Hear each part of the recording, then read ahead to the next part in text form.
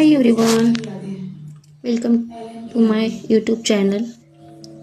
आणि आज मी मॉर्निंगला स्पेशली इडली सांबाराचा नाश्ता बनवलेला आहे. आणि ही आहे इडली बेटर, जे की मी असं बनवलेलं आहे.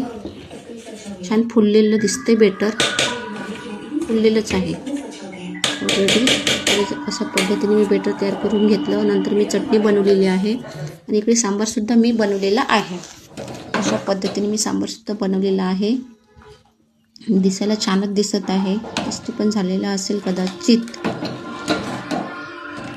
आमच्याकडे ना इडली सांबार चटणीशिवाय खातच नाही.